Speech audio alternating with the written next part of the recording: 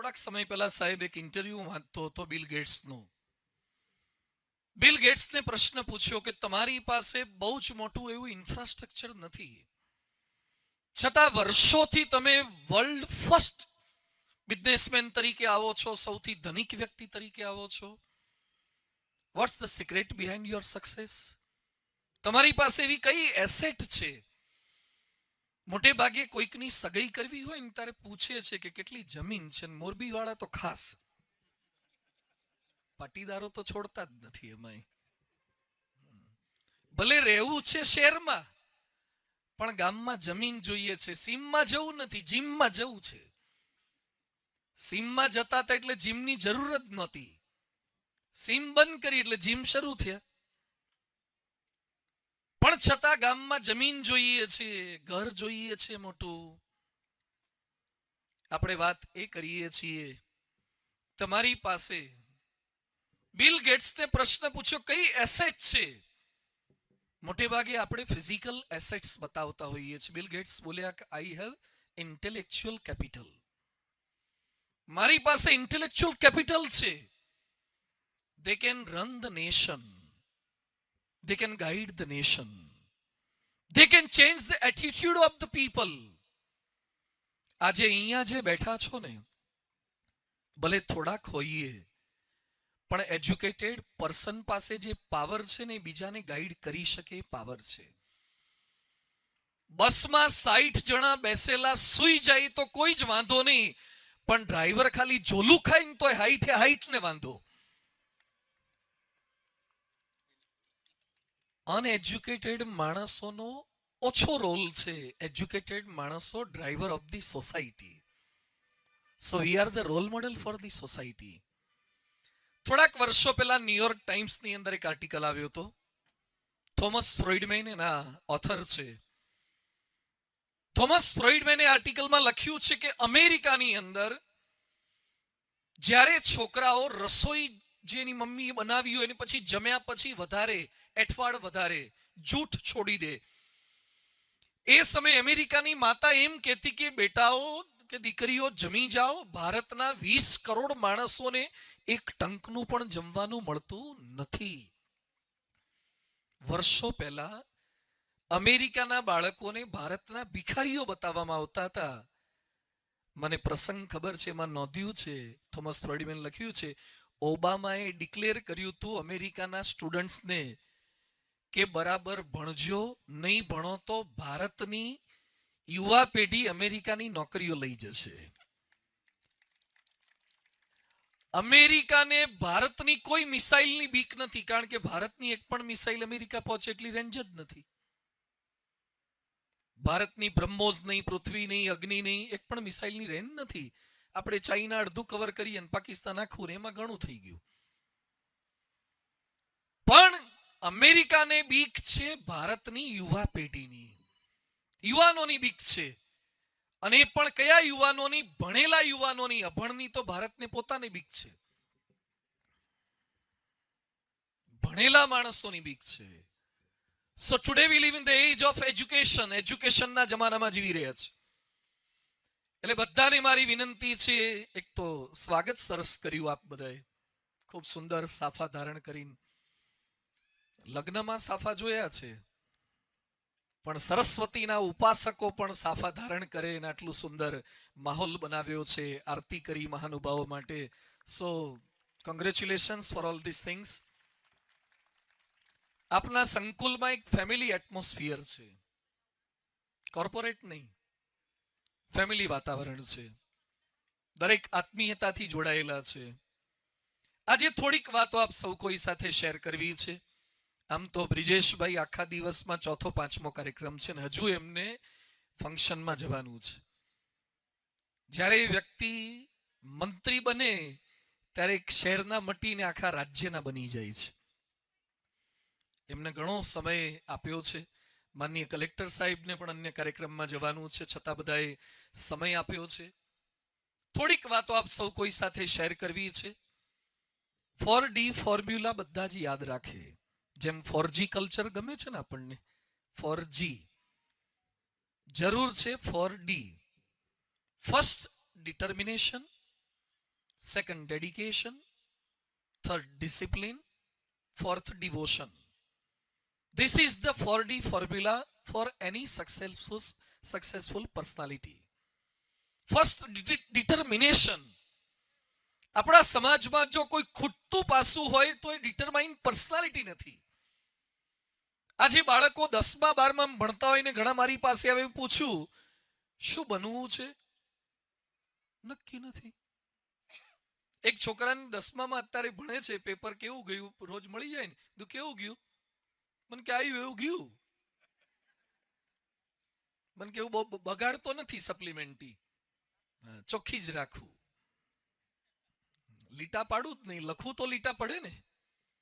મેં એને પૂછ્યું કેટલા માર્ક્સ આવશે, મને કે લખવાનું કામ મારું છે, આપવાનું કામ પેનું છે. હા, મેં મારું કામ પતાઈ દીધું છે. મને કે સાહેબના મૂડ પર આધાર, ચા ના પીધી હોય તો નાય આપે, ઘરવાળા સાથે બબાલ કરી હોય તો નાય આપે માર્ક્સ. આ મેન્ટાલિટી એ સાચી મેન્ટાલિટી નથી. Determine personality. ગાંધીજીનું સ્ટેચ્યુ ઇન્કમટેક્સના પુત્ર ત્યાં મૂક્યું છે. નીચે સેન્ટેન્સ લખ્યું છે, કાગડા કૂતરાના મોતે મરીશ પણ સ્વરાજ્ય લીધા વિના પાછો નહીં ફરું. એક દાળ ભાત ખાનારો વાણીઓ, ગાંધીજીની આત્મકથા સત્યના પ્રયોગો વાંચજો. એક વ્યક્તિમાં તાકાત શું હોઈ શકે? રાજકોટમાં જ ભણેલા છે પાછા, અહીંયા જ આલ્ફ્રેડ સ્કૂલમાં ગાંધીજીનું સ્ટડી છે ને ગાંધી મ્યુઝિયમ છે અહીંયા. મરિયમબાઈનો કેસ લડવા માટે ગાંધીજી ઊભા થયા અને હાથ ધ્રુજતા હતા. ગાંધીજી કાગળિયામાં લખેલું નહોતા વાંચી શકતા. It was his condition, but he determine. આફ્રિકાના મારિસબર્ગના રેલવે સ્ટેશન પર, I have been Dhir in Africa. ગાંધીજીને જ્યાં ધક્કો માર્યો તો ત્યાં અમે એક્ઝેક્ટ ઊભા રહ્યા આફ્રિકા ગયા ત્યારે, પીટર્સબર્ગ. અને ગાંધીજીનો ટોલ્સ્ટોય આશ્રમ ને બધું ત્યાં જોયું. ટ્રેનમાંથી ગાંધીજીને ફેંકી દીધા. અને એ સમયે ગાંધીજીએ નક્કી કર્યું કે જે વ્હાઈટ લોકોએ મને ટ્રેનમાંથી ધક્કો માર્યો છે, અને મને ખાલી ઇન્ડિયન્સને નહીં, મારા અનેક ઇન્ડિયનને અન્યાય કરી રહ્યા છે, રેસિઝમ કરી રહ્યા છે, એ ધોળિયાને દેશ ના છોડાવું તો હું ગુજરાતી નહીં.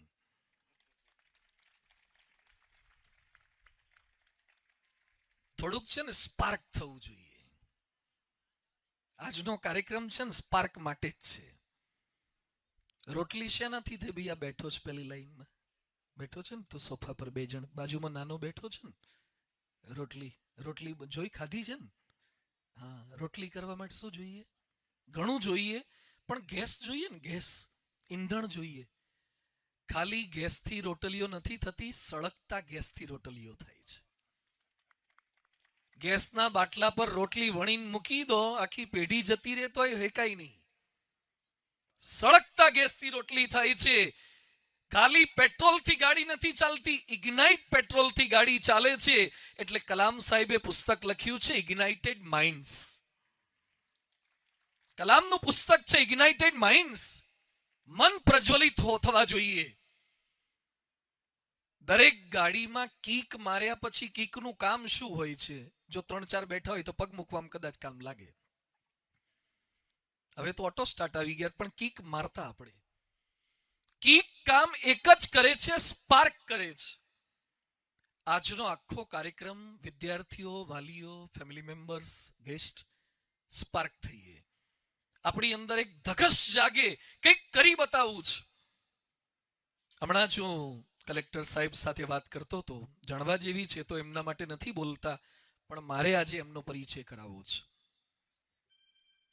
કેરલામાં ભણ્યા છે અને એન્જિનિયરિંગ કમ્પ્લીટ કર્યું આપે આપનું. ત્યાર પછી આઈઆઈએમ માંથી એમબીએ કર્યું છે. અમદાવાદ આઈઆઈએમ માંથી એમબીએ થયેલા છે. સૌરાષ્ટ્ર યુનિવર્સિટીના નહીં, આઈઆઈએમ ના એમબીએ છે. ત્યાર પછી આઈએફએસ કર્યું, ઇન્ડિયન ફોરેન સર્વિસીસ કર્યું. એ પણ સારી પોસ્ટ છે, પણ એના મનમાં ધગશ કે ના મારે આઈએસ કરવું જ છે. આ જે ધગશ છે કે કંઈક કરી બતાવવું છે, અને આઈએએસ અધિકારી થયા. અમેરિકામાં પણ ત્યાં સર્વિસ હતી, બધું સારું ફ્યુચર હતું, પણ અમેરિકા છોડી અને ભારતમાં સેવા કરવા માટે આવ્યા કે રાષ્ટ્ર માટે કરવું છે કંઈક. આજના કાર્યક્રમમાં મોટા લોકોને સ્ટેજ પર એટલે નથી લાવતા કે નરેન્દ્રભાઈની હાઈટ વધે, પણ મોટાને એટલે લાવીએ છે કે સામે બેઠેલાના મનમાં મોટા બનવાના વિચાર આવે. આજનો સમારોહ પૂરો થયા પછી એકાદ બે દીકરા દીકરીના મનમાં એમ થાય કે ભવિષ્યમાં મારે પણ આ સ્ટેજ પર બેસવું છે ને, તો કાર્યક્રમની સફળતા આવી ગઈ. It is the final achievement of function. તો પહેલું ડિટરમાઇન્ડ પર્સનાલિટી વિદ્યાર્થીઓ પાછળ બેઠા છે. ભણવું હવે કોરોનામાં છે ને થોડુંક તકલીફ વાળું થઈ ગયું છે. કોરોના એટલા ડિસ્ટ્રેક્ટ કરી નાખ્યા છે. હમણાં જ એક ભાઈ એના દીકરાને લઈને મંદિરે આવ્યા, એટલે મેં બાળક સામે જોઈને પૂછ્યું કયામ ભણે, તો મારી સામે સામે જોઈ રહ્યો, એટલે મને એમ કે ઇંગ્લિશ મીડિયમનો લાગે છે. એટલે are you studying in which class, તોય જોઈ રહ્યો. કીધું હિન્દીમાં લગાઈએ. કીધું આપ કોણ સી કક્ષા में पढ़ते हैं? ત્રણે ત્રણમાં જવાબ ના આપ્યો. પછી મેં બહુ કીધું એટલે પપ્પા સામે જોઈને કે પપ્પા હું કયામ ભણું. એટલે મેં એના બાપાને પૂછ્યું કે આવી પરિસ્થિતિ કેમ થઈ છે. મને કે સ્કૂલમાં મૂકવાનો ટાઈમ થયો એ પહેલા કોરોના આવી ગયો, એટલે આ પ્રમોશન વાળો છે. હવે પ્રમોશન વાળાને છે નોકરીએ લેવા નહીં, આ કોરોનામાં જે પાસ થયેલા છે ને એનો વીમો જ છે.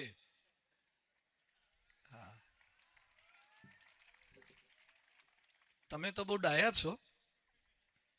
બે મિત્રો એકબીજાને પૂછતા હતા બોર્ડની એક્ઝામ પહેલા કે તે વાયરસને જોયો, તો કે ના મેં વાયરસને નથી જોયો, પણ શું કામ છે?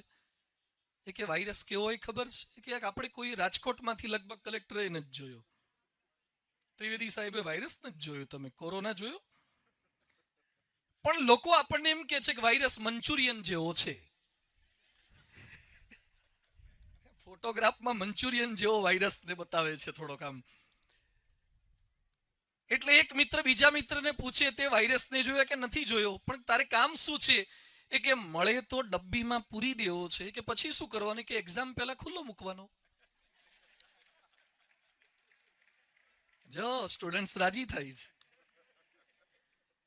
એક છોકરો મને મળ્યો, મને કે સ્વામી આ રશિયા યુક્રેનની યુદ્ધ છે ને એની વચ્ચે બોર્ડની પરીક્ષા લેવી તમને વ્યાજબી લાગે છે? તારા ઘરમાં મિસાઇલ ક્યાં આવવાની છે? તું પરીક્ષા આપને. રશિયા યુક્રેનમાં તારે કઈ સમાજ સેવા કરવા જેવું નથી. પણ આપણી આ મેન્ટાલિટી છે, ડિટરમાઇન્ડ પર્સનાલિટી. ભણતવ્યમ તો બી મર્તવ્યમ, નહીં ભણતવ્યમ તો બી મર્તવ્યમ, તો કાયકુ માથાકૂટમ કર્તવ્યમ. ભણવાના તોય મરવાના, નહીં ભણવાના તોય મરવાના. શું કરો માથાકૂટ કરવી નહીં, ભણવું છે, ભારતને આદર્શ બનાવવું છે. અમેરિકાના વ્હાઈટ છોકરાઓ અર્પિતમાન દર્શનમાં એડમિશન લે ને સાહેબ, જમસાણીયા સાહેબ, એમાંય વ્હાઈટ વાળાને તો લાઈનમાં ઉભા રાખવા પાછા. ધોળિયાઓ લાઈનમાં ઉભા રહે આપણા દેશની સ્કૂલો કોલેજોમાં. થઈ શકે છે, થઈ શકે. તમે જે નક્કી કરો ને, આપણી પાસે આટલું ભગવાનનું બળ છે, ના શું થાય? એટલે બધા જેટલા છાત્રો બેઠા છે, અમેરિકામાં હાર્વર્ડ યુનિવર્સિટીમાં એન્ટ્રન્સ પર લખ્યું છે enter to learn and learn to સર્વ. કેટલીક કોલેજોમાં લખવું પડે છે એન્ટર ટુ લવ. અથવા લખ્યું નથી હોતું પણ છોકરા સમજી જતા હોય છે. પેલું ભણવું. I was in MS university at Baroda. અમારી કોલેજનું નામ હતું મહારાજા સયાજીરાવ ગાયકવાડ યુનિવર્સિટી. આ તો સરકારે પાડેલું નામ હતું, છોકરાઓએ પાડેલું નામ હતું marriage settlement university. MS marriage settlement university. First યરમાં એન્ટર થયા ત્યારે એકલા નારાયણ હોય, ચોથા વર્ષે બહાર નીકળતા લક્ષ્મી નારાયણ થઈ ગયા હોય. ઘણા નારાયણ રાજી થાય છે.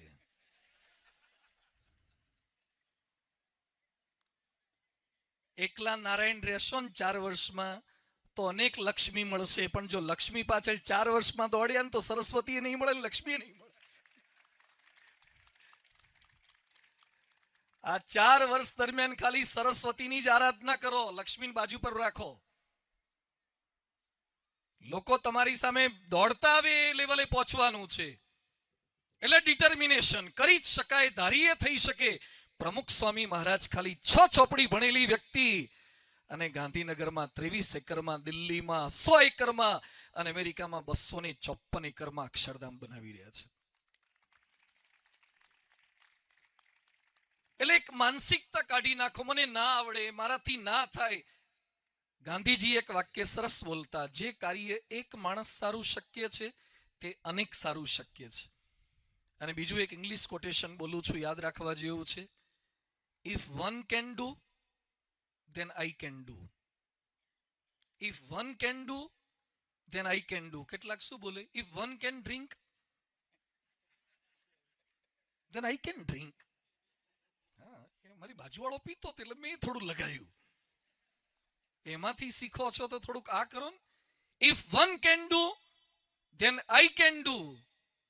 એના કરતા બીજું સરસ સેન્ટેન્સ છે, If one can't do, then I must do. બીજા ના કરી શકે તો મારે જબરજસ્તીથી કરવું છે. આજે મેસેજ આ લઈને જવાનું છે. વિદ્યાર્થી આલમને મારી વિનંતી છે. કેટલાકે મેં જોયું સ્ટુડન્ટે ગાલ પર ભારતના ધ્વજ ચિતર્યા છે. સરસ, અભિનંદન, સલામ છે બધા દેશવીરોને. પણ ગાલ પર ભારતના ધ્વજ ચિતરવા એ તો સારું છે, પણ હૃદયમાં ભારત માતા દ્રઢ થઈ જાય ને, અને તમારું નામ નરેન્દ્ર મોદી મન કી બાતમાં બોલે ને, એ ચિત્ર્યા કરતા વધારે છે. નરેન્દ્રભાઈ મોદી મન કી બાતમાં નાના નાના ગામડાના યુવાનોને પણ યાદ કરે છે. કુછ કર દિખાવો એસા દુનિયા સલામ ભરે. એક કરી બતાવવાની ભાવના છે. અર્પિત કોલેજમાંથી આવનારા વર્ષોમાં સાહેબ એવા ડોક્ટરો થાય, એવા એન્જિનિયરો થાય, એવા શિક્ષકો થાય, કલેક્ટરો, કમિશનરો અહીંયાથી થવા જોઈએ. તો અરુણ બાબુને લાગશે કે અહીંયા આપેલા 2 કલાક મારા સાર્થક થયા, એક કલેક્ટરનું સર્જન તો થયું. તો ફર્સ્ટ ડિટરમાઇન, સેકન્ડ ડેડિકેશન. સમર્પણ થવું પડશે. અમે લોકો સ્વિટ્ઝરલેન્ડ ગયા હતા. સ્વિટ્ઝરલેન્ડમાં બિલ ગેટ્સનું એક લેક્ચર હતું જીનીવામાં.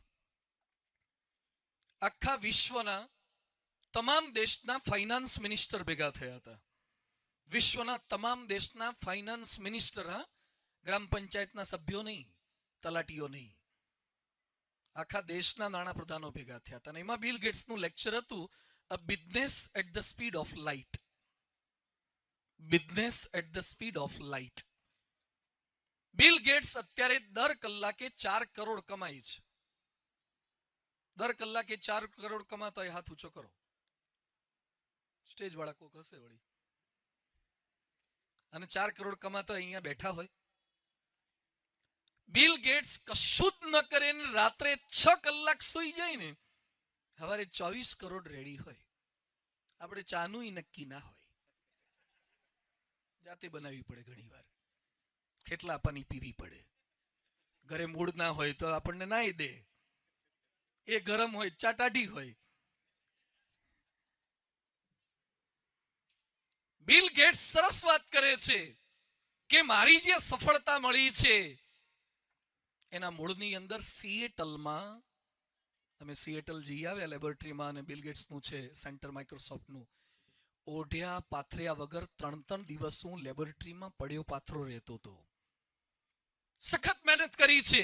લોંગ ફેલોનું પણ સરસ વાક્ય છે, the heights by great men attend and kept with not sudden flight, but at the midnight their companions were sleeping and they were toiling upward the midnight. જ્યારે બધા જ સૂતા હોય ત્યારે તમે મહેનત કરશો ને. શિયાળો હમણાં જ ગયો છે. આપણે બધા છે ને સવારે ઉઠીએ ને ત્યારે એલાર્મ તો પછી જોઈએ છીએ, પણ રહી જઈમાંથી મોઢું કાઢ્યા પછી જોઈએ કે હજી કોણ કોણ હૂતું છે. જો આજુબાજુમાં એક બે હુતા હોય ને તો પાછા ખેંચીએ થોડીક.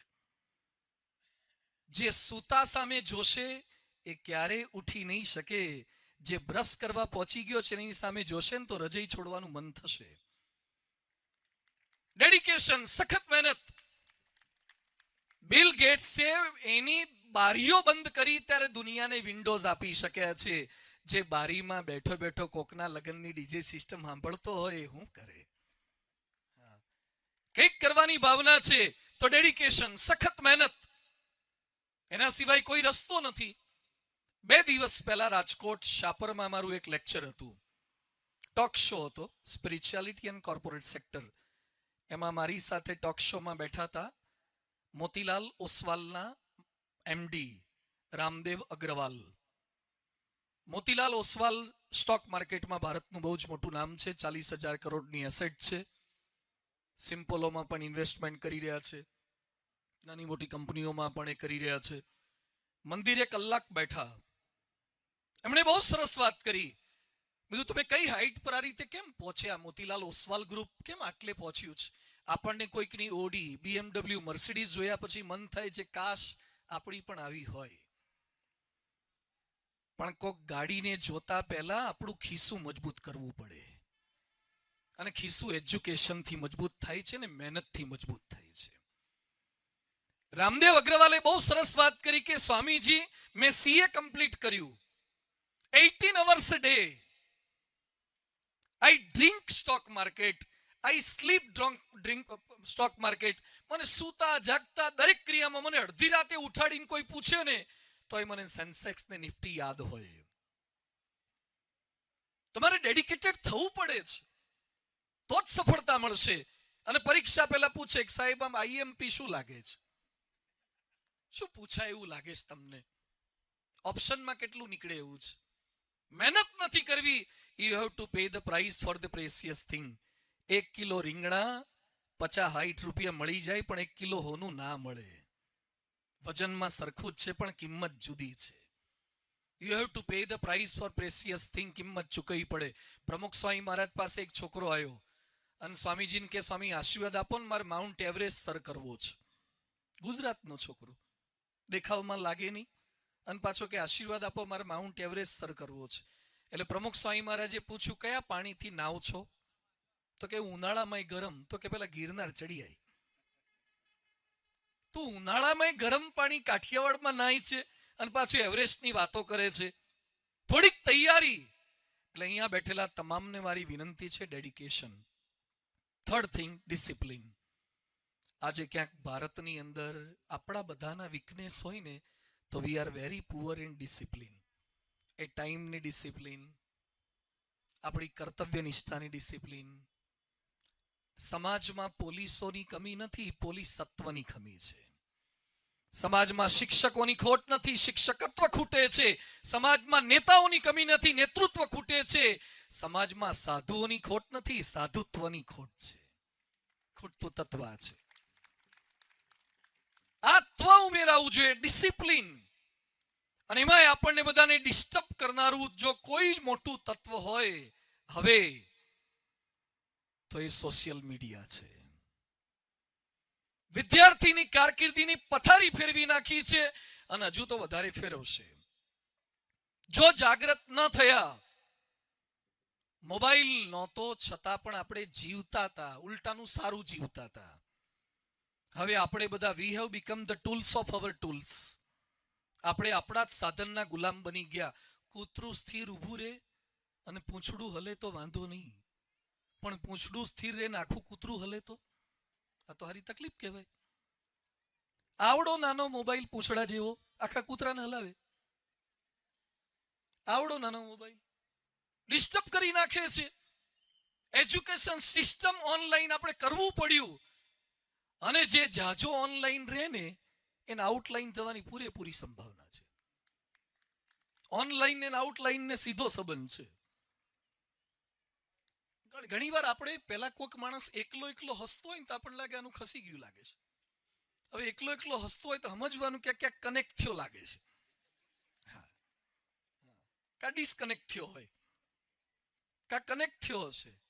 એટલા ગુલામ મોબાઈલ ના આપીને આત્મહત્યા, નાની નાની બાબતમાં ડિસ્ટર્બ થઈ જવાનું. આપણી એજ્યુકેશન સિસ્ટમ, ડિવોર્સિસ રેશિયો, પહેલા મારી પાસે દર અઠવાડિયે 1-2 સુસાઇડના કેસ આવતા હતા, અત્યારે 4-5 થયા છે. રાજકોટ જેલમાં અમે ગયા હતા પ્રવચન કરવા. ઘણા એમ થાય તમારે કેમ જેલમાં જવું પડ્યું?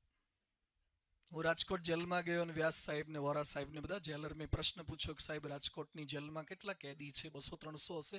મને કે ના એ તો જિલ્લા જેલ હતી ત્યારે, હવે તો સેન્ટ્રલ જેલ થઈ ગઈ, એટલે 900 વધારો થયો છે. સરસ, ગુજરાતનો વિકાસ થયો, જેલોની સંખ્યા વધે, કેદીઓની સંખ્યા વધે, મેન્ટલ હોસ્પિટલ વધે, વૃદ્ધાશ્રમ વધે. It's not sign of real development. પણ તકલીફ શું છે? નાની નાની બાબતમાં ગુસ્સે થઈ જવાનું, મારામારી કરી દેવાની. સુરતમાં ગ્રીષ્મા નામની છોકરીના ગળા ઉપર ફેનિલ કટર ફેરવી નાખે, છરી ફેરવી નાખે ને મારી નાખે. It's a sign of love. Love તો માવજત કરે, મર્ડર ના કરે. લવ માવજત કરે. લવ છેલ્લા શ્વાસ સુધી સાચવે. જેના માટે પ્રેમ હોય, એના માટે આદર હોય, રિસ્પેક્ટ હોય, ઘસાવાની ભાવના હોય. કઈ ડિરેક્શનમાં આપણી યુવા પેઢી જઈ રહી છે? હવે એક પ્રસંગ મારે આંખ ખોલી નાખ્યો, બધાને કહેવો છે. રાજકોટના એક ડોક્ટર 15 દિવસ પહેલા મને ફોન આવ્યો, રડવા લાગ્યા. મને કે સ્વામીજી સમય આપો, તાત્કાલિક મળવું પડશે. બોલાવ્યા. શું તકલીફ છે? મને કે મારો દીકરો 12th ની અંદર એના 99%, not percentile, percentage. He got admission in MBBS college. MBBS માં એડમિશન લીધું છે. સરસ કહેવાય, તમે ડોક્ટર, પત્ની ડોક્ટર, દીકરો પણ MBBS માં એડમિશન લીધું. મને કે સ્વામી તકલીફ હવે થઈ છે. ફર્સ્ટ MBBS માં ફેલ થયો, સેકન્ડ MBBS માં ફેલ થયો. એને મને પૂછ્યા વગર 2.5 લાખ રૂપિયા વ્યાજવા લીધા છે અને બાઇક લઈ લીધું છે. ડ્રગ્સના રવાડે ચડી ગયો છે, સાયકિક બની ગયો છે. મારી પાસે એને લઈ આવ્યા, કાઉન્સિલિંગ એનું કર્યું.